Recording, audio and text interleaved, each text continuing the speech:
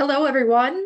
The Association of American Medical Colleges is pleased to welcome you to today's webinar on optimal strategies for your residency application with a focus on neurological surgery. We are recording the program and will make the archive available afterwards, and we will email you when it's posted. We have muted all participant audio. If you need help, please send us a message. This presentation does include time for Q&A. You may submit a question at any time by typing them into the Q&A area of the Zoom screen at the bottom. To access the resources, including the slides, please click on the Handouts tab where you logged in today. And it is now my pleasure to welcome Cynthia Hutchinson. Please go ahead. Good afternoon, everyone, and thank you so much for coming today. We're going to talk about optimal strategies for applying to neurological surgery during the 2026 cycle.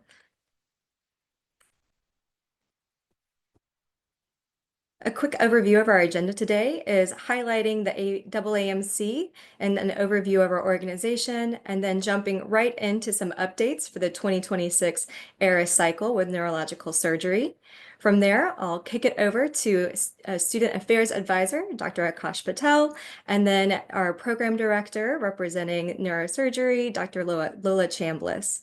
After that, we'll have plenty of time for questions and discussion, and we look forward to hearing from you.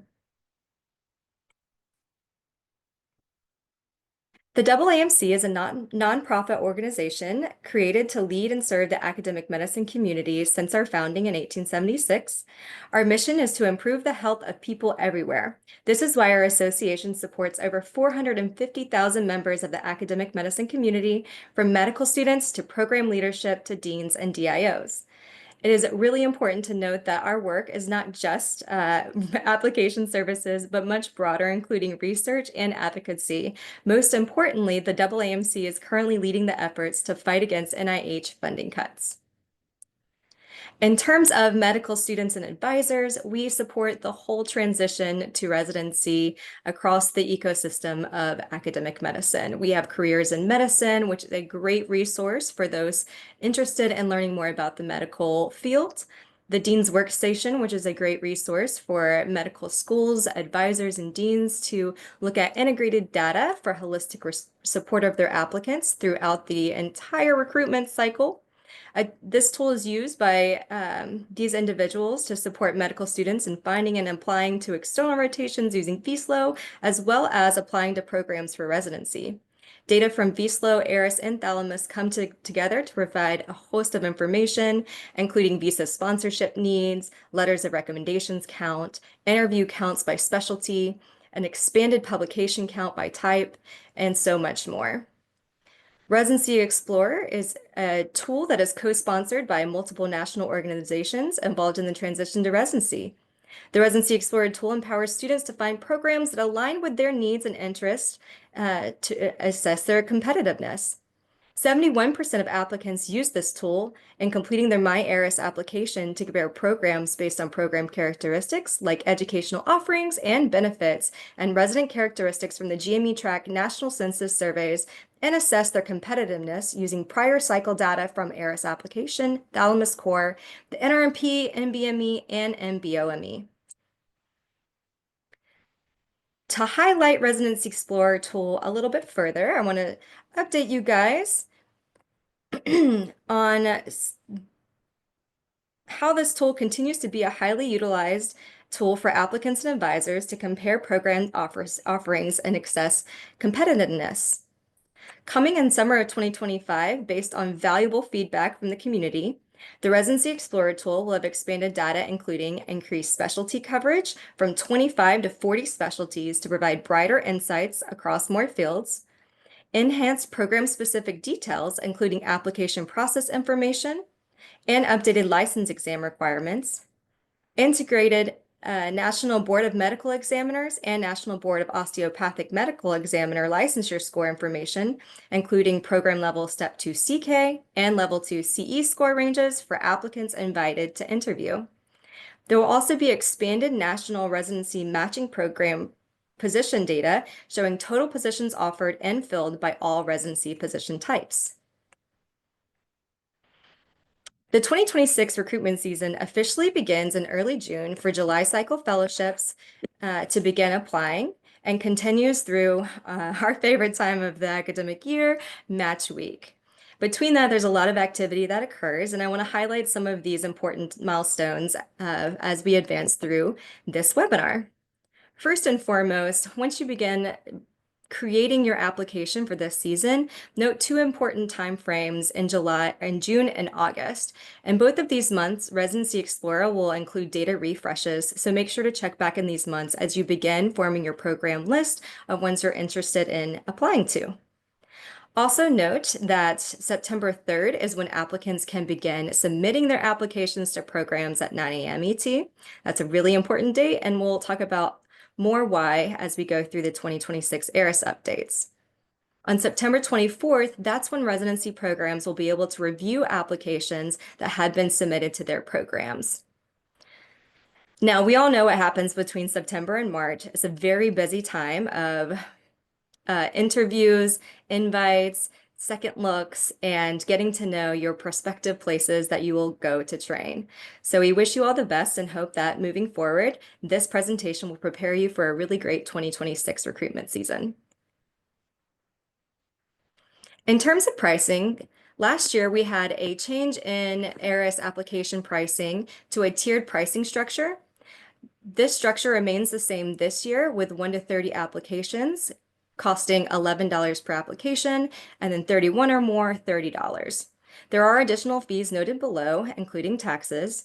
And for those who receive AAMC fee assistance for their medical school application, you are automatically qualified, and this discount is automatically applied to your MyARIS residency applications as well. Those who are automatically qualified for fee assistance programs receive a discount of 60% on up to 50 ARIS applications. Now let's get into the details of updates for the 2026 Neurological Surgery application.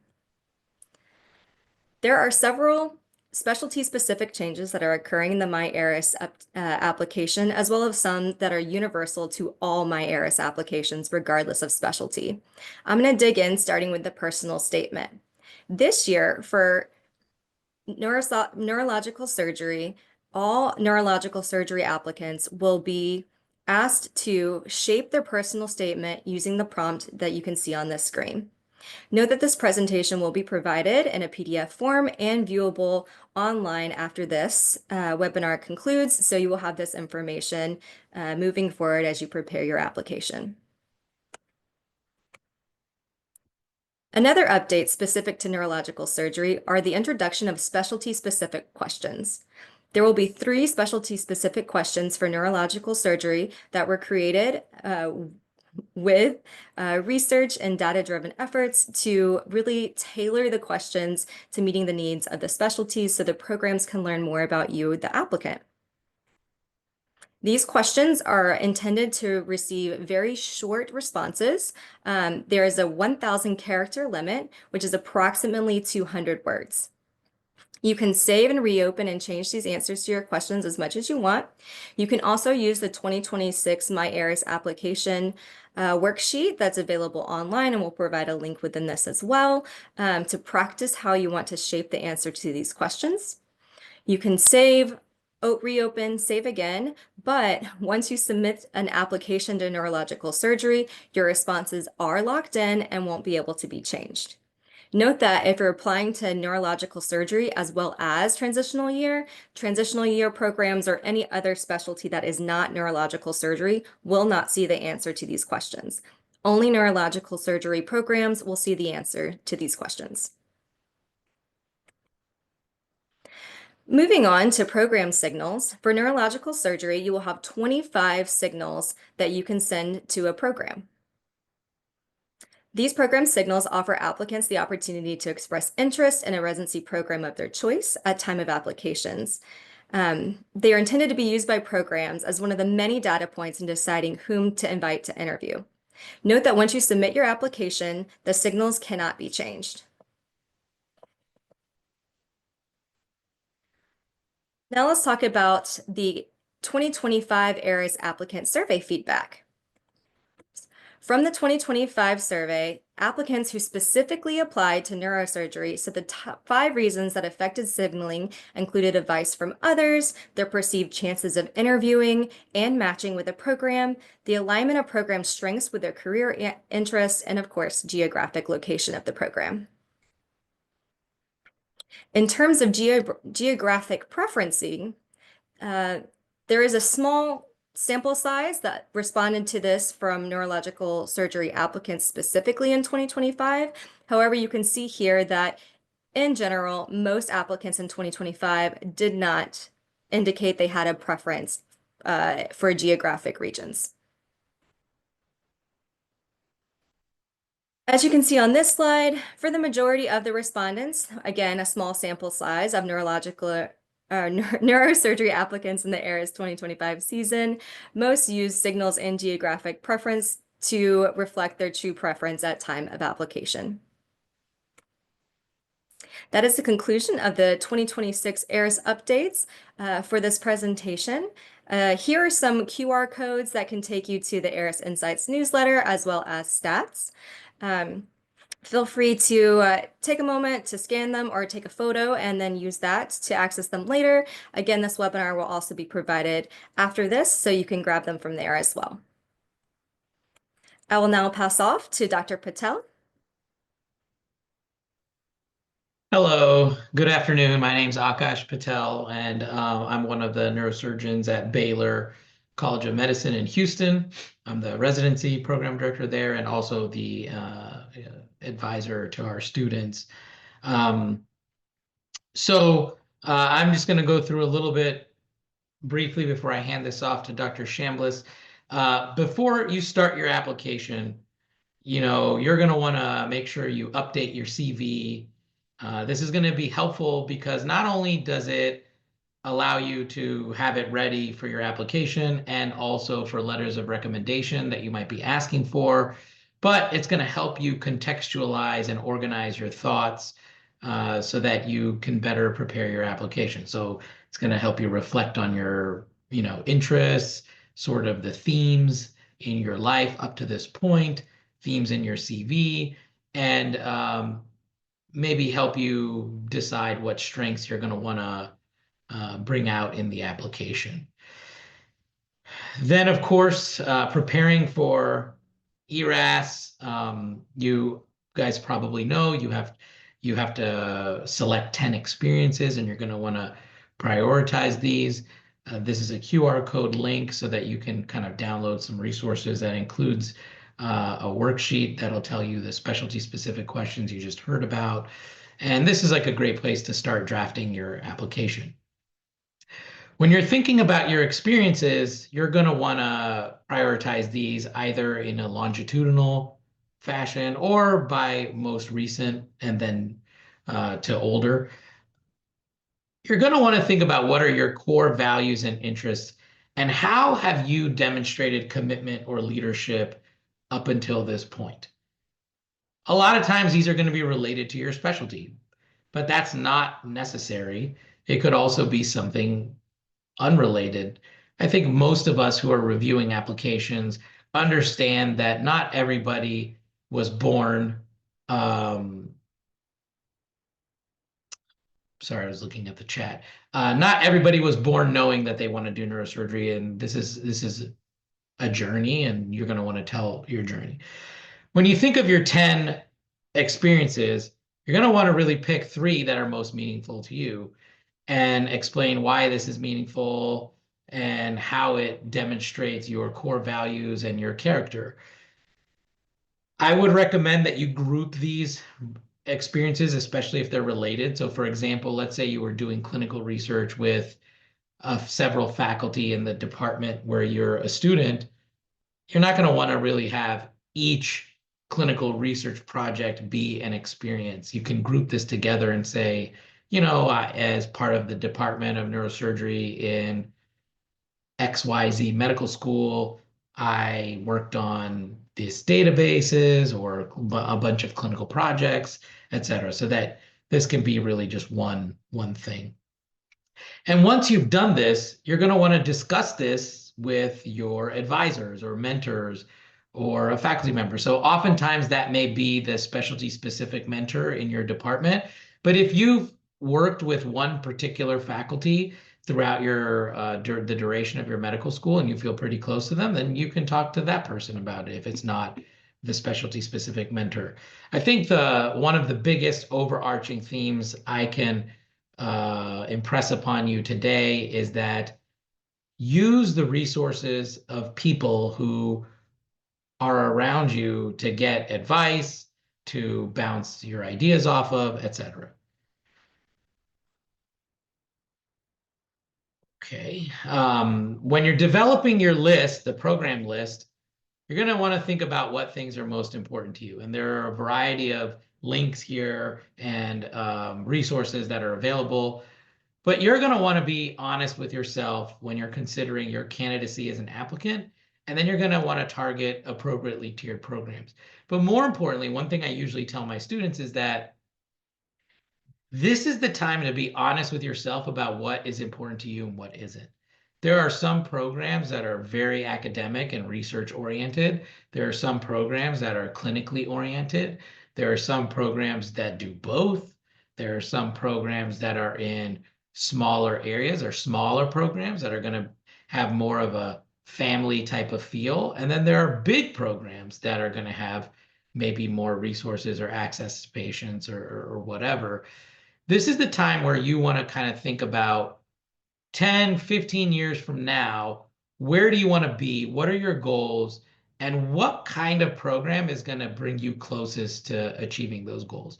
So I think it's really important that you do that. You know, the worst thing that I've seen students do is they may not really be interested in doing basic science research in their career. But then they start applying to a bunch of programs that are very basic science research oriented. I think that's not helpful for you. I think you really want to match with a program that has interests where your interests are aligned. Research the websites of the individual programs. You know, look at their mission, their values, maybe even talk to people who you might know that might be in those programs. Look at the match trends for your school at different programs. I think the single most important thing you can do is talk to the students who have recently gone through the process from the place where you are. So alumni from your school. Draft a tentative list, get input from mentors, advisors, student affairs, you know, your specialty specific mentor. For neurosurgery specifically, you know, neurosurgery is a very small field. I think if you, I think most of us know everybody else and know the flavor and flair of all the different programs. And so I think a lot of the program leadership will be able to give you guidance on what type of program you're looking for and which programs would fit that bill. You're going to have to pick 25 programs that you signal. And you're going to want to make sure that you use these wisely. So make sure you don't just pick the 25 most competitive programs. I think you want to have a good spread. It's kind of like thinking about when you were deciding where to apply for medical school or where to apply for colleges. You know, you want to have a good spread of programs that are maybe geographically diverse, diverse in style, diverse in the number of people they take, so size, and also competitiveness. This way, it, number one, exposes you fully to the breadth of neurosurgical programs, but also, I think, gives you the best edge at successfully matching. And then lastly, you can review the interview trends in the Residency Explorer and see where people from your school might have matched or interviewed at or whatever. So these are all the resources you have available to you. But I think it's important to be thoughtful about this. Examples of things to consider. I sort of talked about this, type of program, geography, size, the curriculum, which you can get that kind of information on the website, clinical sites, patient populations that you're going to be exposed to. One thing to look at is the alumni from that program. Just like I told you guys to talk to alumni from your school to get an idea of programs where you might find some success or may want to rotate at even for your sub-I. You're going to want to look at the alumni from the program that you're applying to and see if those people are doing what you're going to want to do in the future. So one thing that I think is very basic, it's at the top of this slide, age and accreditation of a program. Obviously, there are new programs that are cropping up all the time, and that's just fine. Those programs often may be more innovative at certain things, but some programs have been around for a long time, and there is some value to there are some pluses to being in a program like that because they've been training students for decades, maybe, or I mean, physician residents for decades, and they may, have their formula, but that means their formula is probably a little more set than others. So there's pluses and minuses to each, but I think it's important to look at this when you're considering your list. Then once you've applied, you're going to get back interview. How do you prepare for your interview? Well, number one, remember what you submitted to them. All they know about you is what you've submitted to them. So you should be an expert at your own application. So be prepared to, remember what you said, remember what you described about yourself, and be prepared to answer questions about those experiences that you've communicated to the application reviewers. Obviously, time will have passed from when you submitted the application to when you're doing the interview. So think about what you've learned during that process and along the way, because you may have had new clinical experiences, like, for example, on your sub-Is or whatever, and you can use that to demonstrate your skills and values.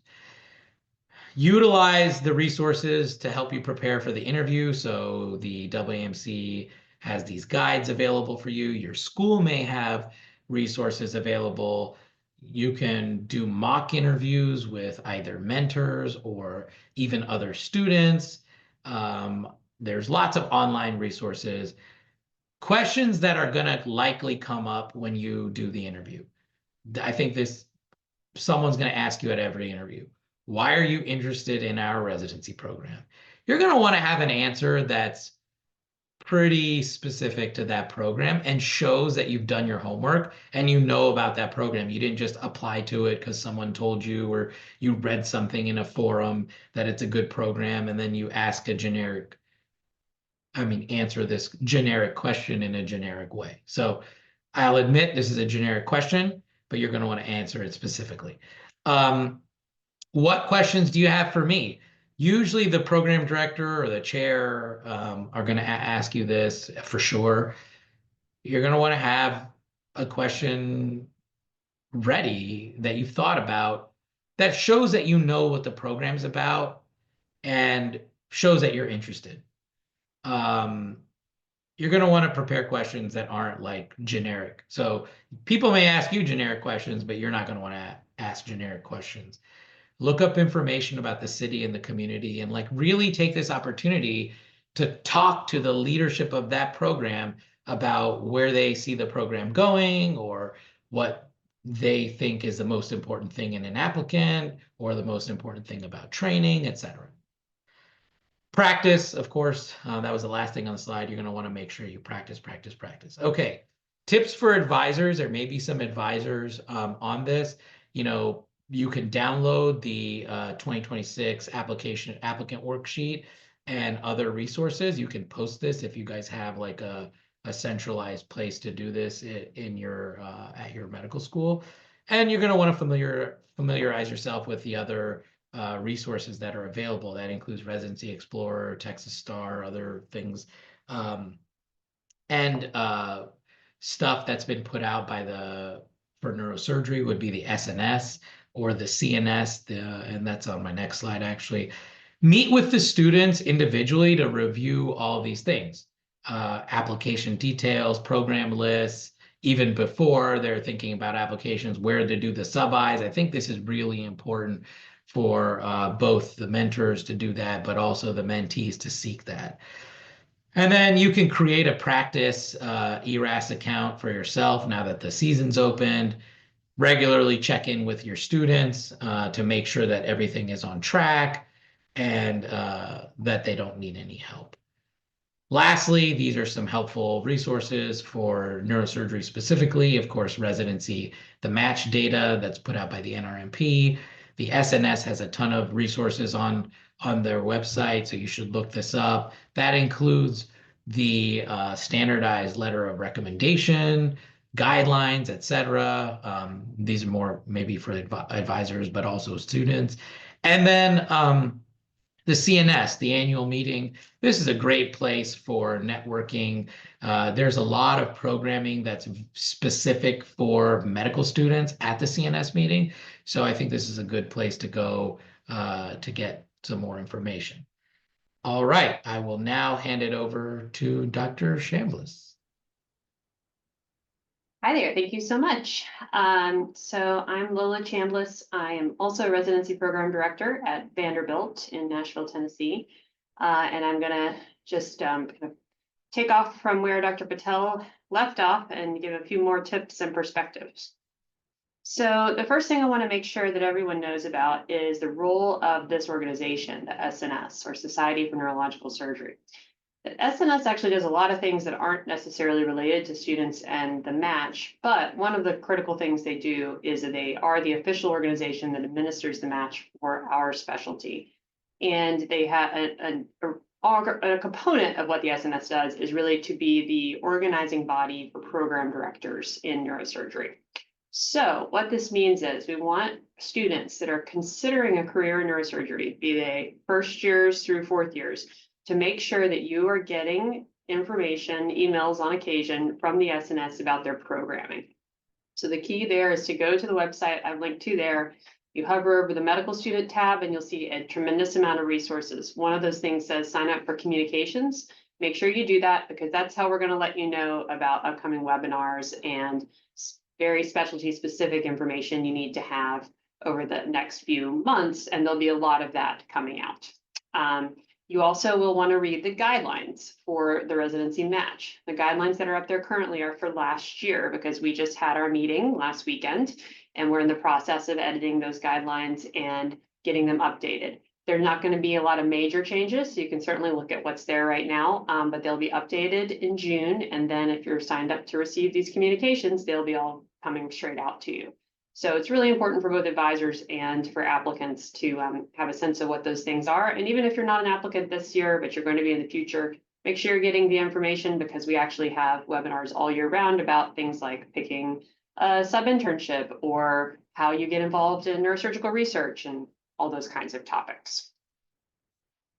Here's just a little bit of the data in terms of the volumes for neurosurgery applicants over the last few years. And the bottom line is the applicant pool has actually gone up a bit, and particularly has gone up this year.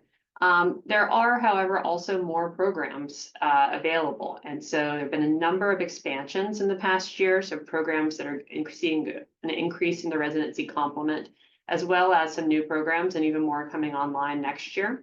So the overall match rate has stayed relatively stable, but you can see how it breaks down for different graduate types there, with most of the matched applicants coming in as USMD seniors, but still a small group that are coming in who were previous MD grads. Those are often people who didn't match the first year but reapplied, as well as DO seniors and IMGs.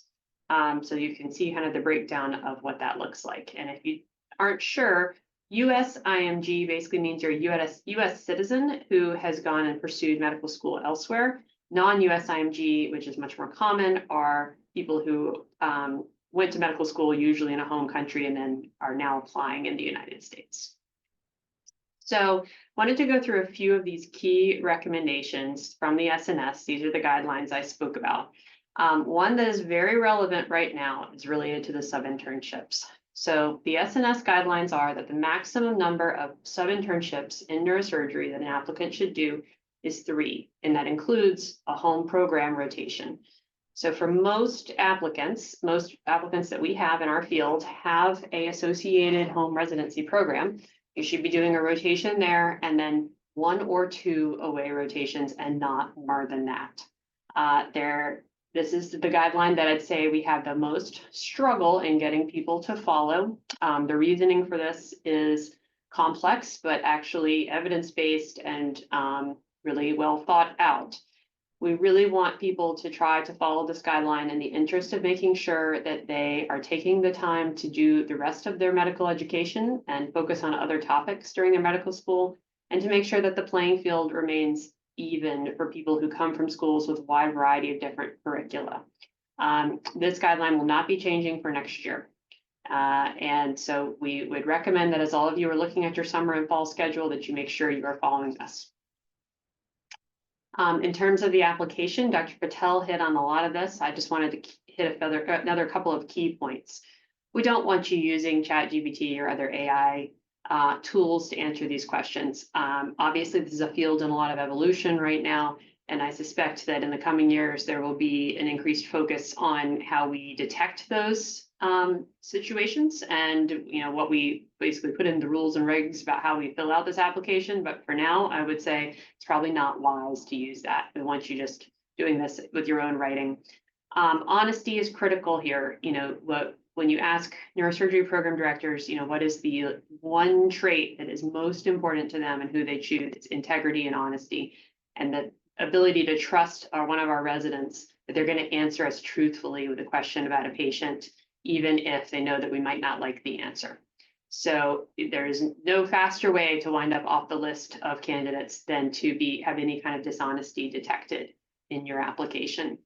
Along that line, be very careful about how you rank your scholarly activities and how you record those things. We really do not like to see a lot of double counting of the same activity. And what I mean by that is the same research project that is given as a poster at multiple different meetings. What I don't mean by that is if you have a research project that you have presented as an abstract oral presentation or a poster at a meeting, and then it's gone on to be published as a manuscript, that's fine. That's what we expect to see in scientific work. But what we're talking about here is basically creating a lot of fluff to try to extend the quantity of scholarly activities. We end up just having to weed through all of that on the program director end. We are generally pretty good at weeding through all of that. It just takes us a lot of time. And, I'll be frank, when I see a whole lot of fluff in there, that just generally makes me less interested in looking at the rest of the application. And oftentimes, prevents me from even continuing and seeing the stuff that you might actually really want me to see, because we only have so many minutes in the day to look at each application. So be succinct, be honest, and really try to help us understand who you are so that we know if you're a good fit for our program or not. And with the signaling scheme that we have now, I would say that the average USMD senior should probably be applying to around 40 or 50 programs. That includes 25 preference signals and then a smattering of others that you may choose to apply to as well.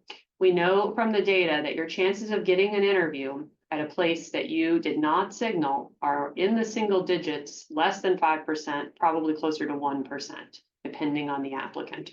So it is not worth sending out an extra 60 applications, because the vast majority of those are not going to turn into an interview.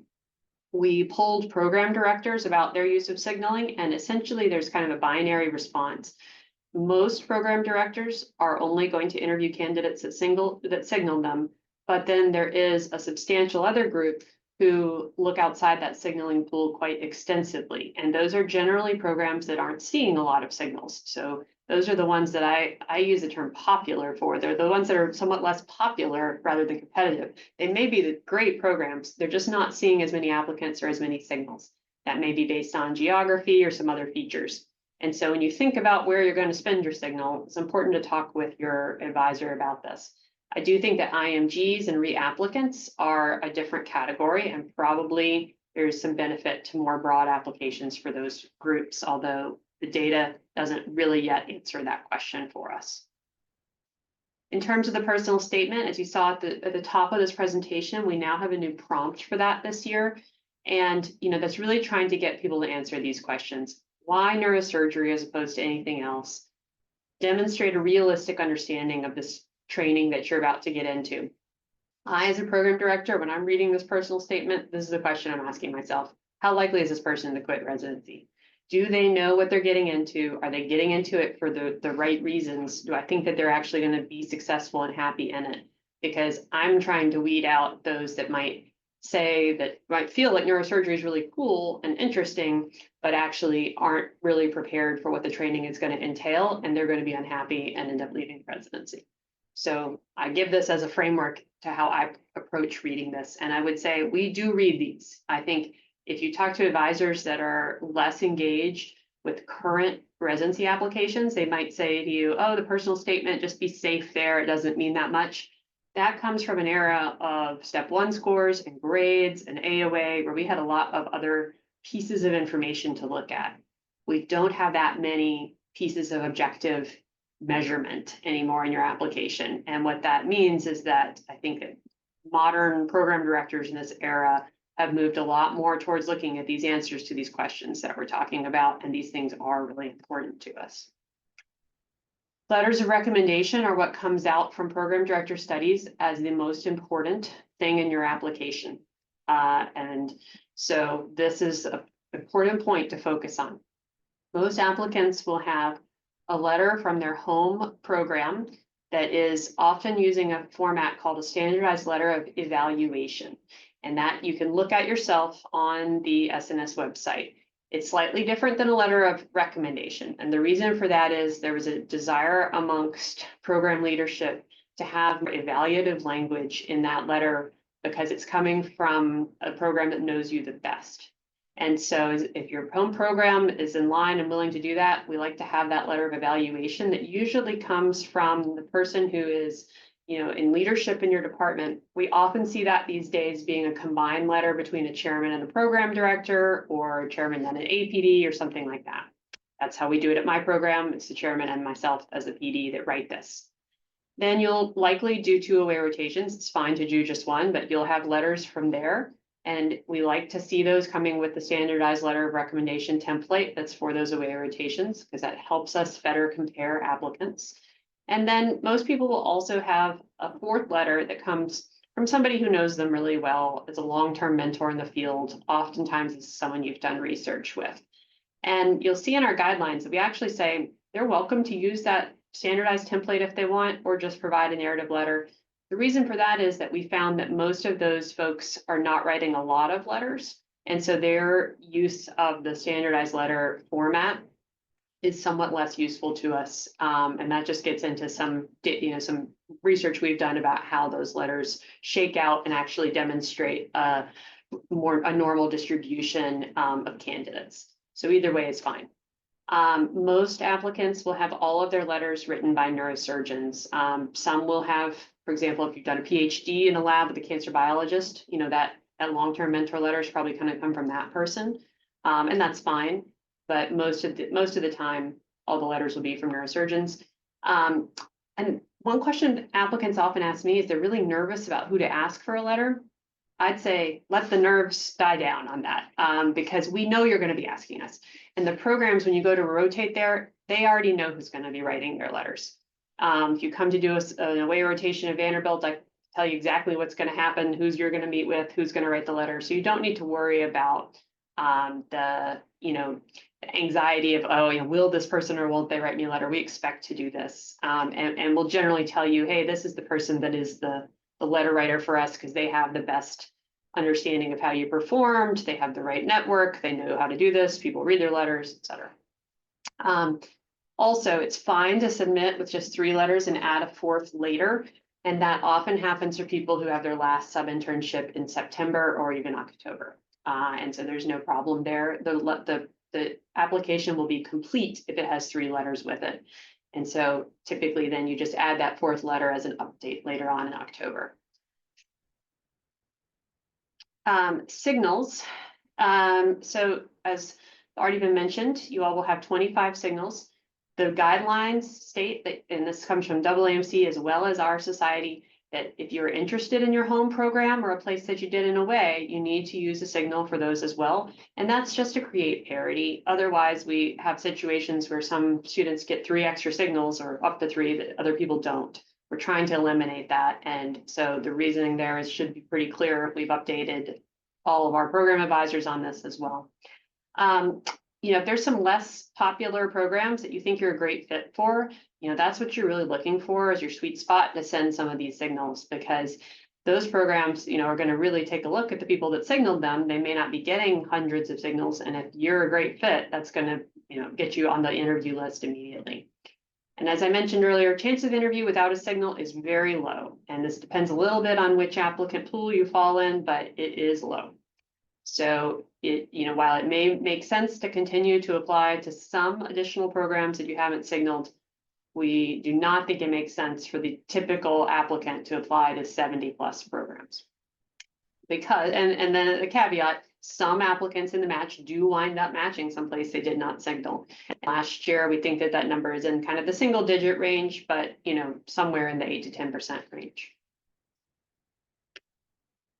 Geographic preferencing is something that we do not consider very heavily in neurosurgery in most programs. So it's only used by about 1/3 of our applicants, 2/3 say indicate no preference.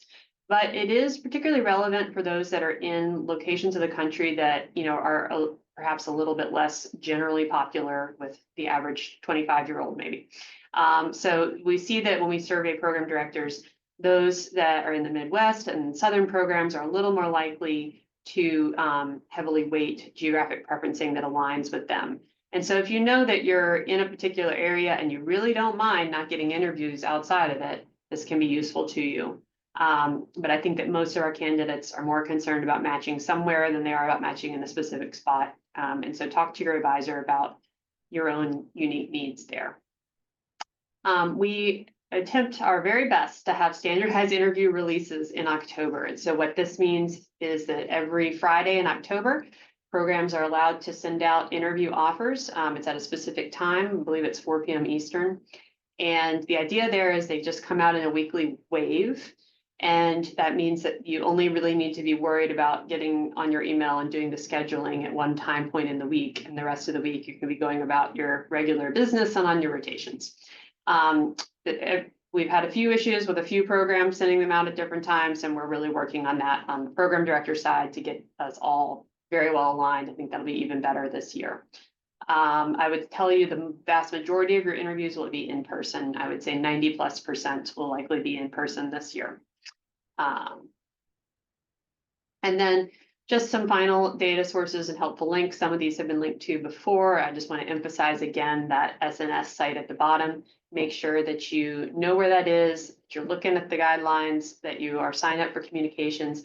And we actually post our own internal webinars there and panels that we do with PDs there so that you'll have access to those things, and then we update them annually. So there's actually probably a lot there that you might not know about.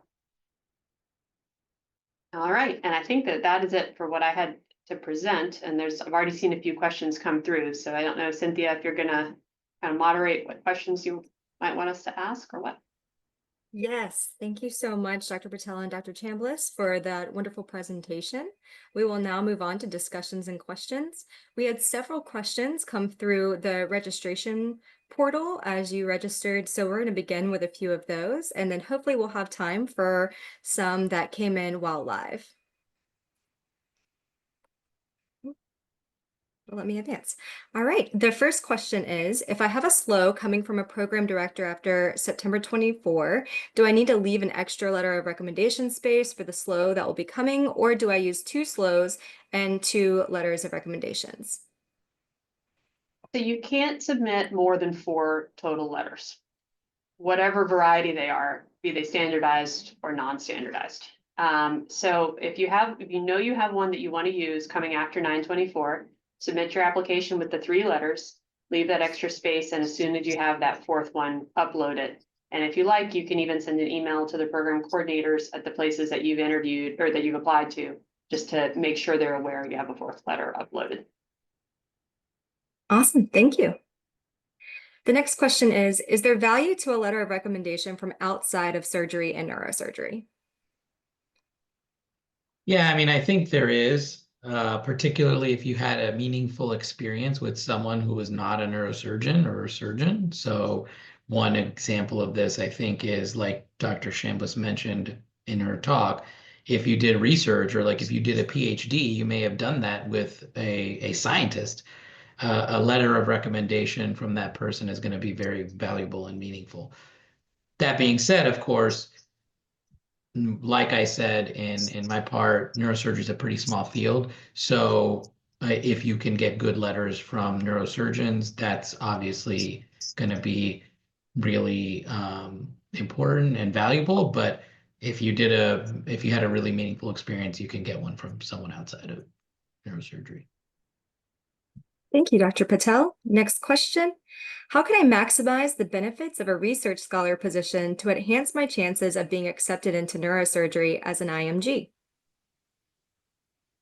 Yeah, so we could do an hour-long webinar on this question for sure. This is a complicated topic, and IMGs have a unique path going into neurosurgery.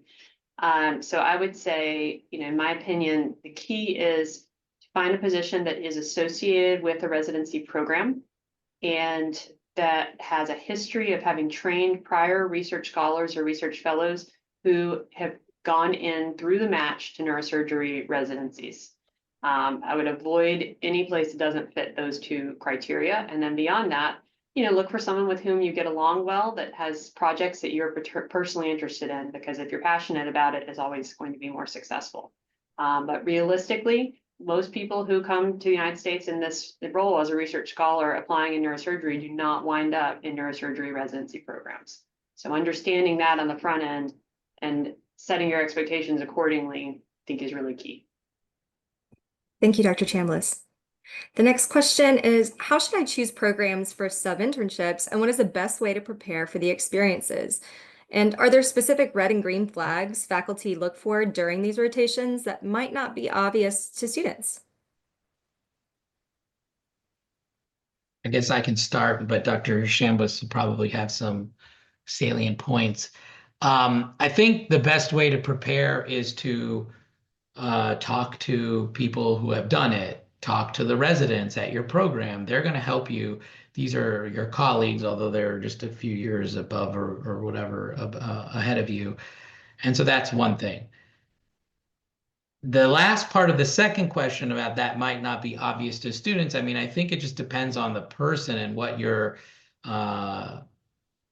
what is obvious to you, but some things are not always obvious. I think generally speaking, faculty are looking for students who are going to be teachable, trainable residents who can get through the difficulty that is neurosurgery residency. So I guess that's most generically what we're looking for. Anything that doesn't show that is going to be like a red flag or whatever. Lola, did you want to add? Yeah, I would add, I just think professionalism is probably the most common red flag that I see. A lot of time, we all know that students put on their best face forward when they're around the faculty. We also know that there's a whole lot of their day that's being spent with other people that might be the residents, might be other students, might even be sometimes our administrative staff. And if I hear about somebody who's sort of, might look fine to me, but is really not professional or team oriented with the other students on the service, for example, or is overheard in an elevator making a really unprofessional remark about a patient or someone, for example, that's sort of like an immediate, they're not going to wind up in my program. And it's tricky because you're here for a month. It's a long time to maintain that. And so I don't say that to scare people, but I'd say really an emphasis on teachability and professionalism more than I want to make sure I know as many facts about neurosurgery as possible would actually really help a lot of sub-Is that come through. Yeah, that's a really great point. And, one-upmanship is not viewed positively. People who try to go out of their way to just show how smart they are, if you're smart, it's going to come out, but the things that have impressed me, I think Lola mentioned this, and I think it's a really good point. When I've seen a student who's gone out of their way to help make other people look good or make sure other people don't look bad. That gets noticed, and that is worth, I don't know, all the money in the world. And then how you treat the other people. I think Lola also mentioned this, but like, for example, the program coordinator, this is an easy one. Nurses in the OR, these are people that we as surgeons are interfacing with every day. As program directors, we're interfacing with the program coordinator every single day. So if you are not nice to these people, they're going to tell us, and we're going to listen to that, because that's just like a big red flag. Thanks to you both. The next question is, how do programs view geographical preferencing for interview invites? I think that one's pretty well covered, Dr. Chambliss, in your section. Are there any additional details that you want to hit on this? Yeah, I think the key to know is just that different programs are going to feel differently about this. I generally advise, I get to know my students pretty well, but if someone strongly feels there's part of the country they want to be in and they're a good, solid candidate, then use them and then apply every program in that area and just minimal outside of it. But for most of our candidate pool, that's usually not their perspective. Thank you so much. And a really interesting question, but is also unsurprising to see it come up today. How will AI be used to screen applications, and should we tailor our applications for that type of screening? Yeah, we don't know. I don't have any plan to use AI to screen applications. I am planning to look at all the applications that come to us and read them, and like the other faculty in our department will do too. So I would not tailor your application to that. Agreed. There's some products out there that people are kind of looking at, but I don't think it's live for this year. And fundamentally, you should be presenting yourself in as honest and in sort of an easily read way as possible, and not overthinking exactly what mechanism of screening may be used. Very much showing your true self. The next one is, how do programs assess emotional resilience or coachability during interviews, especially for candidates whose scores don't tell the full story? Yeah, I think that this is where the experiences and your personal statement, these are your opportunity to demonstrate this if you've had experiences that required a lot of resilience, or if you had a lot of difficulty in your story. Now, that doesn't mean that everybody has these like really extreme examples of life situations, and that's okay. We understand that not everybody does, but you can demonstrate resilience, I think, in a lot of different ways. So I would utilize those sections of your application to tell that story. Great. Thank you, Dr. Patel. The next question is about STEP scores. For test takers who completed Step 1 prior to pass-fail change, how will program directors view the numerical 3-digit score, and how heavily is Step 2 CK score creep influencing screening tools for applicants, if there is an influence? Yeah, so I think if you have a scored Step 1, it's going to be looked at, and it's going to be looked at sort of in the same scale that we all used to think about, Step 1. So there may be programs that use that that screen that there, but probably not that many anymore. I do think that screening of Step 2 is definitely a thing in many neurosurgery programs. I say that my program has never used any board score screens, and we still don't, and it's not a big element of our evaluation at all, but that is not the same everywhere. And so there are absolutely programs that screen based on that score. And I do think, unfortunately, the idea of this change was that it would reduce stress for applicants on an emphasis on standardized testing, and it just shifted it from being Step 1 to Step 2 largely in neurosurgery. And most programs use the same philosophy now with Step 2 CK as they used to with Step 1. I agree. Wonderful. And this is our last preloaded question, and then we'll have just a few more minutes for live questions that have come through. What effect, if any, does the location of away rotations have on likelihood to be interviewed? Are you more likely to interview applicants that completed sub-Is in nearby geographical regions? That's a good question. I mean, I guess it depends on the program, but there are some programs that are what I would call geographically sensitive, like that may not get the love that the coasts do, for example.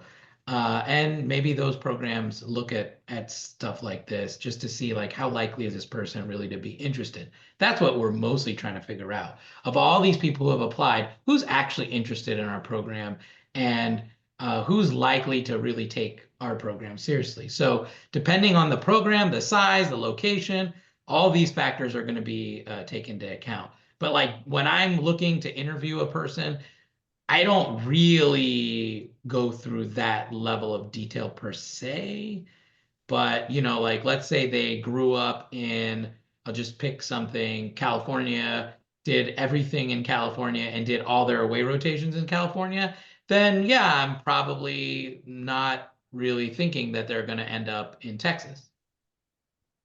Yeah, and I think the signaling plays a role here too. So, if I'm sitting here in Nashville, looking at somebody who rotated in New York and California and went to med school in Chicago, they sent me a signal. I'm like, all right, they're like going wherever, and Nashville's great. If I see that they've, to Dr. Patel's point, spent their whole life in California and they haven't sent me a signal, I'm like, this person is never moving to Nashville. So I think that there's just some alignment there too. And it depends on, it honestly is very program specific. And I like your term geographically sensitive because it's more, we know that programs that are somewhat smaller are in less popular parts of the country for the average, professional person in their upper 20s. We know that they look at geographic preferencing and probably sub-I location more than programs maybe like ours in Nashville and Houston. Yeah. Awesome. And thank you so much. Moving on to a couple of live questions that we may have time for. The first one is circling back to research section of the application. This individual has multiple research projects running at the moment, but probably at time of application will only have 2 to 3 publications. How does having in progress research affect the review process for applications? Yeah, I'd say Yeah, we I mean, all know. look, go This is ahead. going. Yeah, we're scientists too. We know how science works. We know that it's not just done and dusted when you submit your application. So, we recognize that, and we're really interested, at least I'm really interested in what you've already published and what is in the phase of submission, as well as then a question about what do you have coming up. So, I think the key is to be honest about the phase that everything actually is in and recognize that every single one of us understands that we're never going to see everything you've been working on because it's not all, ready to be on your CV or your app yet. Yeah, I agree with that. Okay, we're going to move on to the next question. I'm going chronologically for those following along. If our home program does not have a neurosurgical department or advisor, who can and should we reach out to for adequate feedback to cover our CV and application? Yeah, so I think it's really important to try to establish a relationship with someone at a residency program, ideally either geographically adjacent to you or at a program perhaps where you're doing some research.